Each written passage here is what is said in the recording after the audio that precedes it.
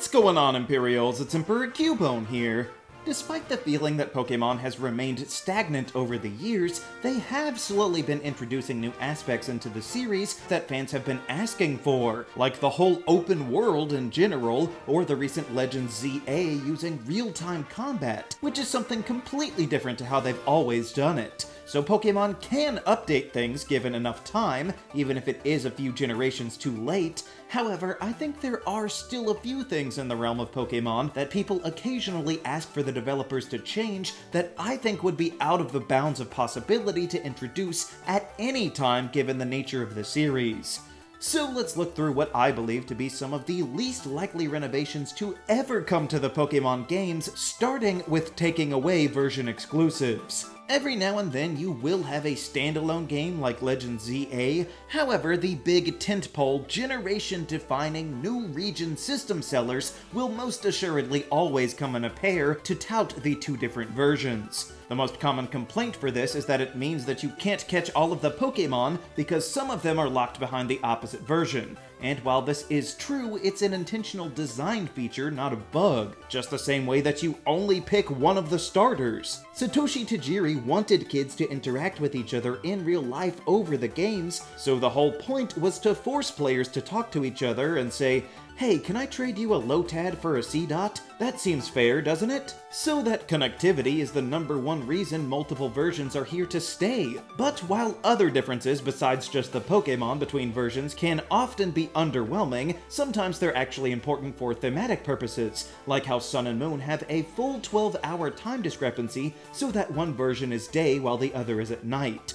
giving you a totally different experience from your friend that bought the other game. At the very least, this has a practical effect on altering the Pokémon that you could catch at the same time. But versions have also been used to throw in different gym leaders across the series, or sometimes even different locations in the game altogether. Then there's Scarlet and Violet that have the timely themes of past and future in their versions, with different professors even, down to the title fonts being unique on the different games. So again, most people might gripe at so many exclusive Pokémon with the Paradox forms, but having them split by version gives Paldea an individual flair that makes the experience worth trying the other way at least once. Now that does lead me to the stupidest complaint about having two versions, in that it's too much money to get both. But yeah, that's the point. You're only supposed to be buying one of them. It's just like choosing a starter. You make your choice and you stick with it, and sometimes you may end up regretting it, but you have to live with the outcome nonetheless.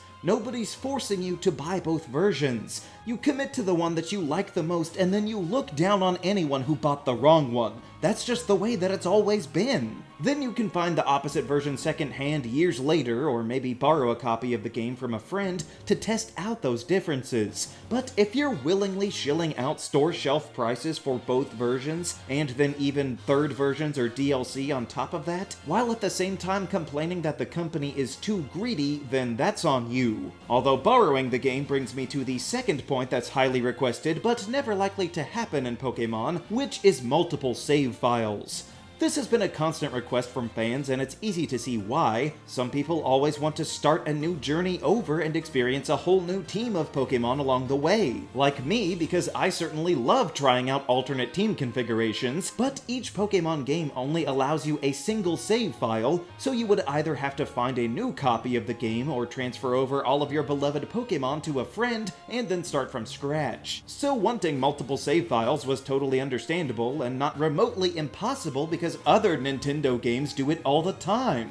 However, this is a request that's stuck in the past because for nearly a decade now, the Nintendo Switch has had the capability of creating multiple profiles. This allows more than one person to play a game all the way through from start to finish at their own pace without the need to interrupt anyone else's play. Now, as much as I dislike the save data no longer being on the physical cartridge itself, like was easily the case across the first 7 generations, it does mean that you can effectively play the same Pokémon version more than once without deleting anything. It just didn't come from the game itself, rather the system that it's on. There's really no functional difference for this other than the argued downside of being unable to connect to the same account on Pokémon Home if you're on a different profile, and while that could be a slight bummer, who's to say that that wouldn't have been the case for a different save file native to the same cartridge anyway? So while I used to get why people would say they want save files, at this point I'm just wondering if they truly don't know that the Switch is even capable of doing this. Have they really never even tried another profile for their spouse or their nephew or anything? It is so much easier to replay the game now just by clicking a few buttons on the home screen instead of buying an extra copy like you used to do, so there's literally no reason for Pokémon to add multiple save files on their own because they already exist, and they will for some time as the series continues onto the Switch too. So congratulations, you got exactly what you wanted, even if you just didn't realize it.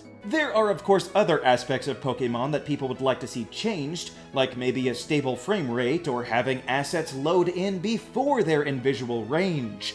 But I do think they're working on that. Just running on the Switch 2 helps the older games work a lot smoother, so while slow, the hardware advancements will address these issues eventually. However, something that I don't believe could ever be done, no matter how much hardware progresses, would be one of the all-time biggest fan requests of having a Pokémon game to include all of the regions at once. I feel like this is a pie-in-the-sky dream that kids got when they were like 5 years old after playing a Johto game, because they didn't really understand the logistics behind what they were asking, but then they just never outgrew that specific crazy fantasy. It made sense to maybe squeeze one extra region in there back when there were only 2 of them, but by Gen 3 the ambition had already outgrown the reality of achieving a game that would actually be fun to play, since they were lucky to get Kanto in those Gen 2 games at all, and they had to strip away many of the important parts just to fit. So having 3 or 4 regions cramming up the processing power would only serve to make sure that none of them were satisfying to play. And even if you could mechanically make it work on the more modern systems, you couldn't possibly craft all 9 regions or more into a fulfilling game. Creating a narrative through line for all of the characters across the globe would be a Herculean task alone. But if you could choose your own path through the world, that would be even worse, where say you would go to Hoenn first thing, but then your friend doesn't go there until second to last after untold numbers of other adventures. They would have to write in so many different possible branches to the timeline that it would take years just to create a satisfying script. Either that or all of the regions just ignore each other and are self-contained, in which case why bother including them at all in the same game in the first place? And they couldn't even be bothered to do level scaling for Paldea, so I doubt they would take the effort to scale every single region they've ever made, meaning that there would have to be a set path for you to follow, because otherwise you wouldn't be strong enough to go into the later areas. But then how do you make that work? Raising the level cap up to 1000 instead? Man, if you thought grinding was bad now, that would be awful if Katie or Brassius had level 900 Pokémon, or even like a wild level 542 Grubbin or something. But then would you need to scale up all of their evolution levels to match? All you have to do is think about the logistics for a little bit to see it fall apart. At best, I could see a game where you could pick 2 of the regions and then all of the rest are locked off, but more likely they wouldn't even give you a choice and just connect them randomly. So maybe one day at most this could be like an MMO or something, maybe a mobile game, or maybe if we ever get to Star Trek holodeck levels of technology, they could begin to approach the horsepower needed to pull off every region convincingly. But until such time, I think it's safe to say that we can all stop asking Game Freak to try out these rather outlandish ideas, and, at least for now, restrict our demands to simpler pursuits. Like a flippin' rockin' ghost type for once. Honestly, how hard could it be?